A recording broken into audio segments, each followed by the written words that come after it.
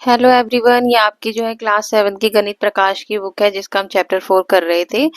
तो ये page number है आपका 86 और ये फोर्थ चैप्टर है आपका।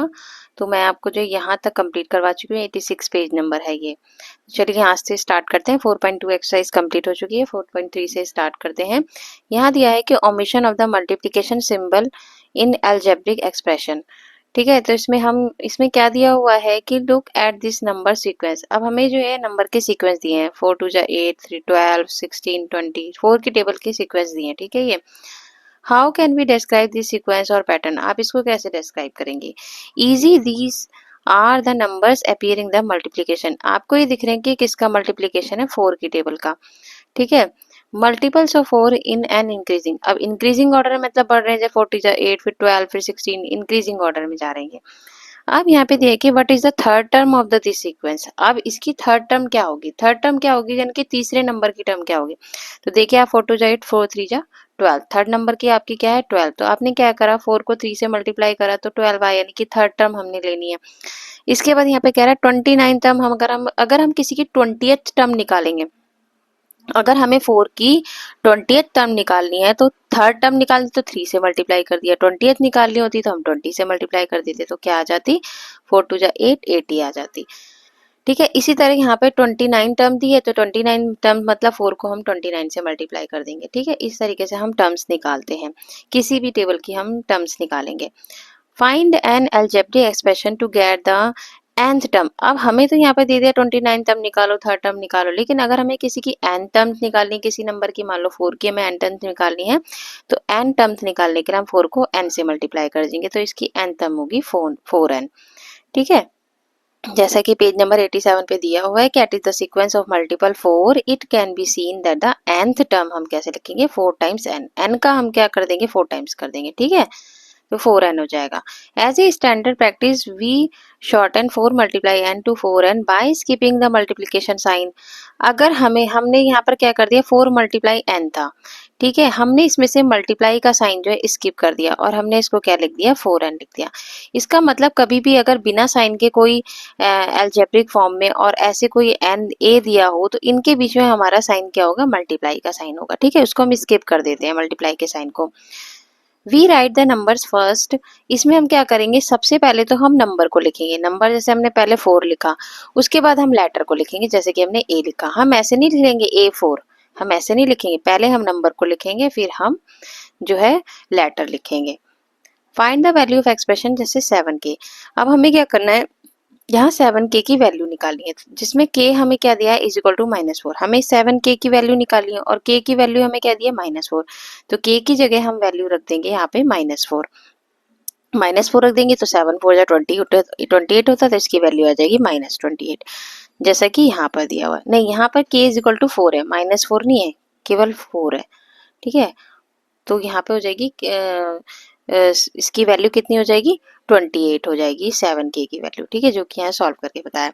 Find the value that the expression 5m plus n plus 3। अगर हमें 5m प्लस 3 की वैल्यू निकालनी है, जिसमें हमें m इज इक्वल टू क्या दिया है, 2 दिया है, तो हम m की जगह यहाँ पे 2 रख देंगे। अब इनके बीच में कोई भी साइन नहीं है, तो आपको पता है कि मल्टीप्लाई का साइन है, तो और m की वैल्यू 2 दी है, प्लस 3 हो जाएगा। बॉड मास के अकॉर्डिंग पहले हम मल्टीप्लाई करेंगे, तो 5 2 जा 10 हो जाएगा, 10 प्लस 3 हो जाएगा, हमारा हो जाएगा 13, जो कि यहाँ सॉल्व करके बताया है। ठीक है, इस तरीके से हम अलजेब्रिक फॉर्म जो है मल्टीप्लिकेशन वाली जो है हम सॉल्व करेंगे। अब यहाँ पे दिया है mind the mistake, mind the mistake. अगर हमसे कोई गलती हो जाती है सॉल्व करने में, तो हम उसको कैसे सही करेंगे। Some simplification are shown below where the latter numbers are replaced by numbers and the value of expression is obtained। हमें यहाँ पे जो नीचे जो है सिंप्लीफाई करके दिया हुआ है, तो यहाँ पर जो है हमें where the latter numbers are replaced by numbers, जहाँ पे latter numbers को जो है रिप्लेस किया गया नंबर से। ठीक है, तो हमें एक्सप्रेशन निकालना है। जैसे पहला हमें क्या मतलब फॉलो करना है कि observe each of them and identify if there is a mistake. पहले तो हमें ये देखना है कि उसमें कौन सी मिस्टेक की गई है।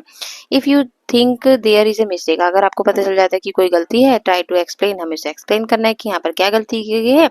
देन करेक्ट इट, और फिर हमें उसे करेक्ट करना है, give the value the expression.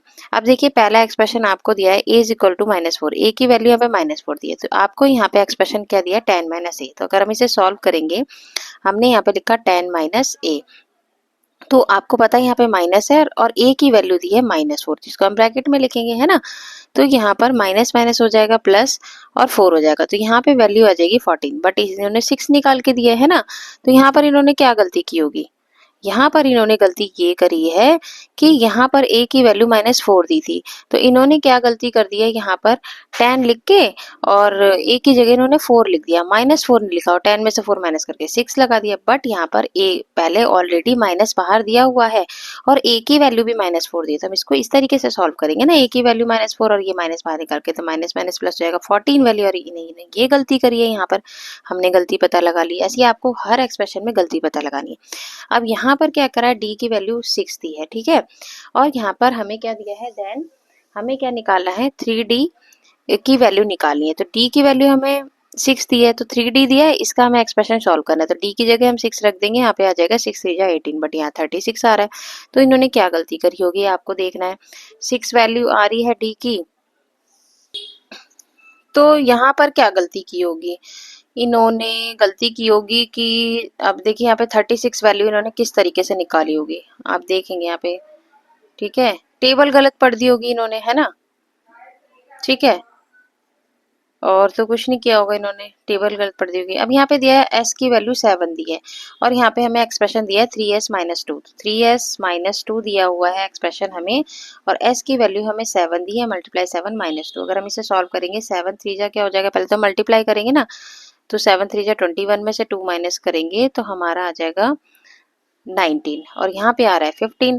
तो इन्होंने क्या कर दिया होगा, यहाँ पर जैसे 7 लिया होगा और यहाँ पे इन्होंने कर दिया होगा, हाँ तो देखिए यहाँ पर इन्होंने क्या कर दिया, 3 × 7 लिखे, इन्होंने क्या कर दिया, पहले 7 और 2 को माइनस कर दिया, जो कि हम ऐसे नहीं कर सकते, यहाँ इसकी मल्टीप्लाई हो रही है 3 की 7 से, तो 7 और 2 को माइनस कर दिया, 5 आ गया था, और ये इसको 3 और 5 की मल्टीप्लाई करके 15, तो इस तरीके से उन्होंने कर दिया, जो कि उन्होंने गलत किया था, हमारा आंसर आ रहा है 19, ठीक है। इस तरीके से सॉल्व करेंगे हम इस एक्सप्रेशन को। अब यहाँ पे आपको r की वैल्यू दी है 8, ठीक है, तो r की वैल्यू 8 दी है, तो इस एक्सप्रेशन को हम सॉल्व करेंगे, 2r दिया है, एक्सप्रेशन क्या दिया है, 2r +1 दिया है, तो r की वैल्यू हमारी 8 है, +1, 8 2 जा 16 +1, ये हो गया 17। यहाँ पर वैल्यू 17 आ रही है, इनकी आ रही है 29 आ रही है, ठीक है, सही क्या है ना, 8 2 जा 16 हो जाएगा, ठीक है, इस तरीके से सॉल्व कर देंगे। यहाँ पे 29 आ रही है, तो क्या कर दी होगी इन्होंने, क्या गलती करी होगी, जो 29 वैल्यू आ गई, मान लो यहाँ पर इन्होंने 8 लिखा होगा, इन्होंने क्या कर दिया होगा, 8 + 9 कर दिया, ठीक है, और 2 के साथ 9 को जोड़ दिया, फिर 29 लिख दिया, तो गलती करा है इन्होंने, है ना। इस तरीके से हम इस एक्सप्रेशन को सॉल्व करेंगे। ऐसे ही आपको गलतियां निकालनी है, मैं सारे एक्सप्रेशन सॉल्व कर दे रही हूँ, गलतियां आप देखना कि क्या गलती की होगी इन्होंने। अब देखिए जे की वैल्यू 5 दी है, यहाँ पे 2j की वैल्यू निकाली है, तो 2j जे की जगह में 5 रखना, 5 को जन, जो कि ये सही है, ये वाला एक्सप्रेशन सही है, बाकी ये भी गलत था, ये भी गलत था, इनका ये भी गलत था, ये भी गलत था। अब यहाँ पे m की वैल्यू जो है -6 दी है, तो यहाँ पे m की वैल्यू हम -6 रखेंगे, -6 रख दी, +1 कर दिया, तो वैल्यू क्या आ जाएगी, -6 + 1 क्या हो जाएगा हमारा, -5 हो जाएगा, 5 में से 3 हम करेंगे तो -2 वैल्यू आ रही है, इनकी 19 आ रही है, ठीक करा ना मैंने, -6 + 1 क्या हो जाएगा, -5 हो जाएगा ना, माइनस हो जाएगी, 6 में से 1 गया 5 और 5 में से 3 गया 2, -2 आंसर आ रहा है यहाँ पे, और इनका 19 आ रहा है। अब यहाँ पे f की वैल्यू भी दी है, g की वैल्यू भी दी है, दोनों जगह रख देंगे, यहाँ f की वैल्यू हमने 3 रख दी, -2 की वैल्यू, g की वैल्यू 1 कर दी, तो 3 2 जा 6 हो जाएगा, 2 1 जा 2, 6 में से 2 गया 4, और इनकी वैल्यू आ रही है 2, जो कि गलत है ना। अब यहाँ पे वैल्यू रख देंगे हम, t की वैल्यू की जगह हम 4 रख देंगे, प्लस b की वैल्यू 3 दी है, 4 2 जा 8 हो जाएगा, +3 8 3 11 हो जाएगा, इनका आ रहा है 24 आंसर, तो ये गलत है। यहाँ पर h की वैल्यू हमें 5 दी है, -3 n की वैल्यू हमें 6 दी है, तो पहले तो हम ब्रैकेट सॉल्व करेंगे बॉड मास के अकॉर्डिंग, तो -6 में से 3 गया, हमारा आ जाएगा -3, और यहाँ हो रहा है 5 माइनस माइनस प्लस और 3 8 आ रहा है, और यहाँ पे वैल्यू आ रही है इनकी 4, मैंने कुछ गलती करी होगी, है ना। तो इस तरीके से एक्सप्रेशन सॉल्व करेंगे। अब यहाँ पे हमें 4.4 में दिया है सिंप्लीफिकेशन ऑफ एल्जेब्रिक एक्सप्रेशन।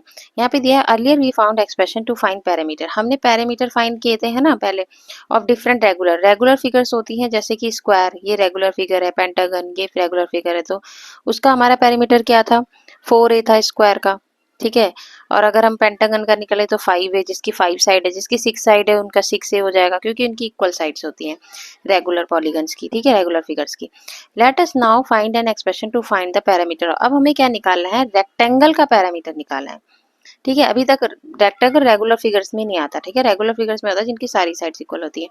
तो रेक्टेंगल में क्या होता है, लेंथ भी होती है और एक ब्रेथ भी होती है, ठीक है। तो इसका हम पैरामीटर कैसे निकालेंगे, तो नेक्स्ट पेज पे हमें जो इसका पैरामीटर बताया कि कैसे निकालेंगे। As in the previous cases we will first describe how to get the parameter when the length and breadth of the rectangle, अगर हमें दिए, हम जानते हैं तो सम करेंगे। हमें 2 बार, अब हमारा रेक्टेंगल दिया है मान लो, तो इसमें जो है हमें इधर भी लेंथ और इधर भी लेंथ, ब्रेथ और ब्रेथ, तो 2 बार तो हमें लेंथ दी है और 2 बार हमें ब्रेथ दी है, तो हमने दोनों को 2 बार ऐड कर दिया, एक बार length breadth plus length breadth कर दिया हमने। Let us the letter numbers L, अब हमने लेंथ को एल से डिनोट कर दिया, बी और ब्रेथ को हमने बी से, तो ये बन गया फॉर्मूला, है ना। पैरामीटर की जगह हमने पी लिख दिया, तो L plus B plus L plus B बन गया, ठीक है। मैं आपको बता दे रही हूँ यहाँ पे जैसे जैसे किया गया। अब यहाँ पर हमारा क्या हो जाएगा, 2 बार एल हो गया हमारा, तो 2l हो जाएगा प्लस 2b हो गया, जो यहाँ पे बना दिया हमारा, ठीक है। Notice that the initial expression L plus B and the final expression हमारा ये बन गया, ठीक है। That we got for the parameter look different, जिससे हमारा पैरामीटर डिफरेंट बन गया। However, they are equal since the expression was obtained from the initial one by applying the same rules and operation we do for numbers. They are equal in the sense that they both take the same values. अगर हम इस तरीके से लेते हैं तब भी answer हमारा 14 ही आएगा, इस तरीके से लेंगे तब भी हमारा, अगर हमारी एल की वैल्यू 3 दी है, बी की वैल्यू 4 दी, तो हमने 2 बार तो 3 लिख दिया और 2 बार हमने 4 लिख दिया, तो ऐड करा 14 आया। उसके बाद अगर हम ये वाली इस चीज को, यहाँ पर यही सब लिखा है, तो अगर हम इसको इस वाले फॉर्मूले का यूज करते हैं तो हमने 2 एल की वैल्यू 3 रख ली, यहाँ पे 2 लिखा और बी की वैल्यू 4, तो 3 2 जा 6 हो गया और प्लस 4 2 जा 8, 8 और 6 हमारा 14, तब भी वैल्यू वही आ रही, सेम ही आएगी, ठीक है। We call the expression 2l plus 2b the simplified form l, इसका हमने सिंप्लीफाई फॉर्म बना लिया, ठीक है, l प्लस बी, ठीक है। Let us see some more example of simplification. अब हमें यहाँ पे एग्जांपल दिया है, यहाँ पे दिया है एग्जांपल नंबर 5 में कि here is a table showing the numbers of pencils and eraser sold in A shop. एक शॉप में जो है पेंसिल और इरेजर को क्या किया गया है, सोल्ड किया गया, ठीक है। प्राइस पर पेंसिल इज, पेंसिल के प्राइस को हमने सी से डिनोट किया और इरेजर के जो हमने डी से डिनोट किया। Find the total money earned, अब हमें बताना है शॉपकीपर ने कितने रुपए कमाए, ठीक है, ड्यूरिंग दीज डेज में। कितने डेज हैं, डे 1 और डे 2 डे 3। तो पेंसिल का प्राइस था डे 1 में 5 और डे 2 में उसने 3 रुपीज कमाए और डे 3 में उसने 10 रुपीज कमाए पेंसिल से, और इरेजर से 4 6 और 1। अब let us first find the money earn by the sale of pencil. Pencil से उसने कितने कमाए, पहले हम इसको कैलकुलेट कर लेते हैं। तो पेंसिल का आप देख रहे हैं, पहले 5 था, फिर 3 था, फिर 10 था, और इसको हमें सी से डिनोट करना है। यहाँ पे लिखा था money earn by selling pencil on day 1। Day 1 में हमारी 5 सी थी, ठीक है, सी से बताना है ना हमें इसको, तो डे 1 में 5 सी थी। उसके बाद यहाँ पे लिखा है similarly the money earn by selling pencil on day 2। Day 2 में हमारी कितनी है, 3 सी, तो हम यहाँ लिख देंगे 3 सी, एंड डे 3 में हमारी 10 सी हो गई, ठीक है। The total money earn by the sale of the pencil, पहले 5C फिर 3C फिर 10C, ठीक है, दो तीनों को ऐड कर दिया। अब ये देखिए जो हमारे लाइक टर्म्स है, मतलब C तीनों में आ रहा है। Can we simplify this expression further and reduce the number of terms, हाँ हम इसको सॉल्व कर सकते हैं। तो यहाँ पर अगर हम ऐड करते हैं इसको, तो 5 3 10 हो गया, 10 और 10 हो गया, हमारा 20 आ जाएगा, 20C वैल्यू आ जाएगी इसकी। 5 और 3 8 हो गया, तो 18 आ जाएगा, ठीक है। तो 18C आ जाएगा, इसको टोटल करेंगे हम, जो हमने पेंसिल से कमाए हैं शॉपकीपर ने, ठीक है। अब यहाँ पे नेक्स्ट पेज पे दिया है कि expression 5 times C is added to 3 times C। 5 times C में हमने 3 टाइम्स C जो है 3C को ऐड किया 5C में, ठीक है। उसके बाद 10C को ऐड किया हमने, तीनों को ऐड कर दिया। तो यहाँ पर हमने क्या कर दिया, C को तो हमने अलग रख लिया, C को हमने बाहर कर लिया, और 5 3 प्लस 10 को हमने ऐड कर दिया, तो हमारा यहाँ पे आ गया 18C, ठीक है। इस तरीके से हमने इसको ऐड कर दिया, C को हमने बाहर कॉमन ले लिया और तीनों को ऐड करके हमने 18C वैल्यू निकाली। अब यहाँ पे दिया है कि C इज इक्वल टू अगर 50 है, अब देखिए ये हमारी वैल्यू आ गई 18C। तो यहाँ पे कह रहा है अगर C की वैल्यू 50 है तो find the total amount earn by the scale of pencil. तो पेंसिल से हम कितना कमाएंगे, तो मतलब पेंसिल की कॉस्ट दी है तो 50 दी है, तो इसको अगर हम करते हैं तो 18 5 जा 90 होता है और ये 0 आ जाएगा, तो 900 रुपीज हम जो है कमाएंगे, अर्न करेंगे। अब इसके बाद यहाँ दिया write the expression for the total money earn by the selling eraser then simplify the expression. हमें जो है इरेजर को सेल करके कितना मिला था तो मैं आपको बता देती हूँ। यहाँ से जो है पहले तो 4C था, फिर हमारा सॉरी D से डिनोट कर रहा है ना, और फिर 6D था, इसको हमें D से करना है इरेजर को, और उसके बाद 1D था। तो तीनों को ऐड करेंगे, ये एक्सप्रेशन बना, इसको सिंप्लीफाई कर लेंगे, 6 4 10 हो जाएगा, 10 1 11D आ जाएगा। ठीक है, ये हमारा इरेजर से आ गया। The expression for the total money earn by the, अब पेंसिल से भी कह रहा है और इरेजर से, तो पेंसिल से हमें 18C मिला प्लस 11D मिला हमें इरेजर से, जो कि आ रहा था। ठीक है, दोनों को ऐड करें। Can the expression 18C plus 11D be simplify, हम इन दोनों को सिंप्लीफाई कर सकते हैं? आगे नहीं कर सकते, क्योंकि यहाँ पर जो है लेटर C दिया है और यहाँ D दिया है, तो सेम टर्म्स नहीं है। अगर ये भी C होता, ये भी C होता तो हम ऐड कर देते, तो इनको हम ऐड नहीं कर सकते, ऐसे नहीं कर सकते। There is no way of further simplify this expression, यही बोल रहे हैं, as it contain different letters number, क्योंकि इनमें डिफरेंट लेटर है, सी है यहाँ डी है। Is it is in its simplest form, ये इनकी सिंपलेस्ट फॉर्म है, इसके आगे सॉल्व नहीं हो सकता। In this problem we saw the expression 5C plus 3C 10C getting simplify. हाँ, इसको हम कर सकते हैं क्योंकि इसमें लाइक टर्म्स है, तीनों लेटर में C आ रहा है, तो हम इसको ऐड करके 18C लिख सकते हैं। Check the both expression take the same value when C is replaced by the different numbers. अगर हम जो है C की जगह पर कोई और लेटर लिख देते हैं तो तब भी क्या आंसर वो यहाँ 18 आएगा, बस लेटर चेंज हो जाएगा यहाँ पर, है ना। C की जगह P लिख दिया हमने, P आ जाएगा। अब चलिए एग्जाम्पल 6 पे चलते हैं। एग्जाम्पल 6 में दिया है कि a big rectangle is split into 2 smaller rectangle as shown. अब एक बड़े से रेक्टेंगल को हमने 2 पार्ट में डिवाइड कर दिया। ठीक है, right an expression describing the area of the bigger rectangle. हमें बिगर रेक्टेंगल की जो है इसको डिस्क्राइब करना है, इसकी वैल्यू निकालनी है। मान लो अब आप देखेंगे, एक तो यहाँ पे 4 दिया है और यहाँ पे 3 दिया है, तो ये छोटा वाला इसका हो जाए, और यहाँ पे V दिया है। ठीक है, तो एरिया क्या होता है, मल्टीप्लाई कर देते हैं, तो इस वाले रेक्टेंगल की अगर हम निकालते हैं तो इसकी हो जाएगी 4V, और इसकी हम निकालेंगे तो 3V हो जाएगी, है ना। Length into breadth, length into breadth. ठीक है, ब्रेथ तो इनकी सेम ही है ना, लेंथ अलग अलग है दोनों की, तो इसकी 4V हो जाएगी, इसकी 3V हो जाएगी। अब देखते हैं आगे कैसे सॉल्व किया है। आगे इन्होंने बताया था area of the smaller rectangle. अगर हम स्मॉलर रेक्टेंगल लेते हैं, ये वाला तो 4V है, इसकी स्क्वायर यूनिट, और दूसरे वाले की 3V होगी, जो कि अभी मैंने बताया आपको। The area of the bigger rectangle can be found, इसका हम जो है इसकी वैल्यू हम 2 तरीके से निकाल सकते हैं। बाय कैसे, डायरेक्टली यूजिंग ए साइड लेंथ। हमने क्या कर दिया, V को इन दोनों में से अलग कर दिया, ठीक है, और 4 और 3 को हमने प्लस कर दिया, तो 4 और 3 7 हो जाएगा, तो इसकी वैल्यू 7V आ जाएगी। इस तरीके से हमने सॉल्व कर लिया, जो कि 7V आ गया। दूसरा तरीका हमने क्या करा, 4V और 3V को हमने ऐसे, सेम एक्सप्रेशन है दोनों के दोनों को ऐड कर दिया, 4 और 3 7V आ गया। ऐसे भी हम कर सकते हैं इसको सॉल्व, ठीक है, जो कि यहाँ किया हुआ है। As earlier, a big rectangle is split into 2 small rectangles as shown below। अब हमें नेक्स्ट पेज पर भी एक रेक्टेंगल दिया है जिसका क्या है, AEFD की हमें वैल्यू निकालनी है। ठीक है, पीछे दिया है इसके नेक्स्ट पेज पे, उसका हमें एरिया निकालना है।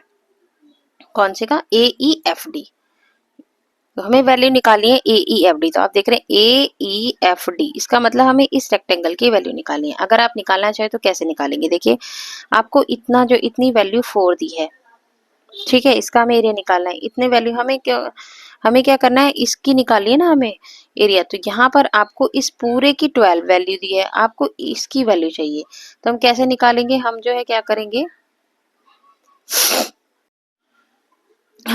पहले इसकी वैल्यू निकालते हैं। अगर हम 12 में से 4 माइनस कर देंगे तो इसकी वैल्यू हमारी 8 आ जाएगी, है ना।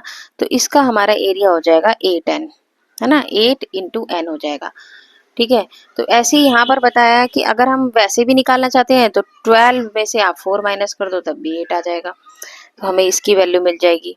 तो यहाँ पे दिया है कि by directly using the sides length and 12 minus 4 कर दो, 12 माइनस 4 कर दो, और second subtracting the area of the rectangle EBCE from that, ABCD में से, मतलब जो बड़ा वाला ना ABCD, इसमें से हम माइनस कर देंगे EBCF की हम वैल्यू माइनस कर देंगे। इसकी हमारी, इस वाले छोटे वाले की हमारी कितनी हो जाएगी 4, और ये n है इधर की वैल्यू, तो ये तो n ही रहेगी ना, तो 4n, इसकी 4n हो गई, तो 12n में से हमने 4n माइनस कर दिया तो 8n आ जाएगा। ऐसे भी आप निकाल सकते हैं, जो कि नीचे दिया है, 12n में से हमने 4n माइनस कर दिया तो 8n आ गई वैल्यू AEFD की।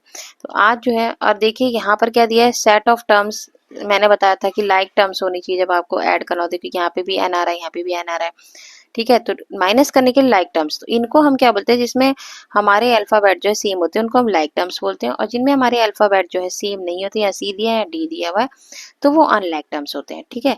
तो आज के लिए हम यहीं इसी एग्जाम्पल तक करेंगे, और नेक्स्ट वीडियो में एग्जाम्पल 7 से स्टार्ट करेंगे। और अगर आपको मेरी वीडियो अच्छी लगी तो इसे लाइक कीजिए, शेयर कीजिए, मेरे चैनल को सब्सक्राइब कीजिए। तब तक के लिए tata bye bye, take care.